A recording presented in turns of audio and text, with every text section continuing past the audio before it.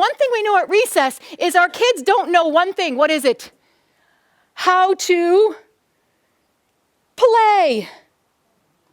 You ever notice that? I don't know how to play.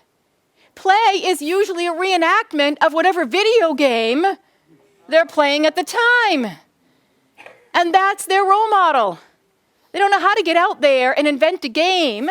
They don't have the imagination. And by the way, if you're a traumatized child, you probably don't have the imagination anyways, because one of the first circuits in the brain that gets cut down or actually stopped is the power of imagination when you're dealing with trauma.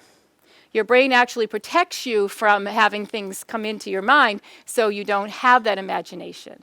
So when you say, hey guys, why don't you guys make up a game? They're like, what game? And they only have the game that they're playing on that video game. So that's why they're pushing and shoving and grabbing each other and shooting each other and whatever it is that they're doing, because that's their play, that's their role model. So we have to actually be a little bit more deliberate in teaching them how to play. Kids who constantly get into trouble at recess should be assigned to structured recess, meaning that instead of going out with your 3 and 4 grades, they might go out with your K1, 2, but they're going to a separate part of the playground with an adult that's supervising them for a couple days before they're allowed to go join the masses again, and they may be back there again the next week or the next week, but until they actually learn how to play and interact, we can't allow them to just keep going out there and pummeling each other. And we should be covering that in all of our classrooms as well. So a lot of the kids you work with that have challenges especially suffer from this.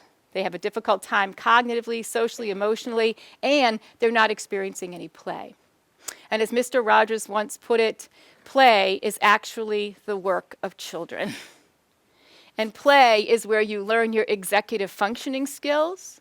Play is where you learn how to problem solve. You learn how to organize. All of that stuff is learned through play. It's a natural progression.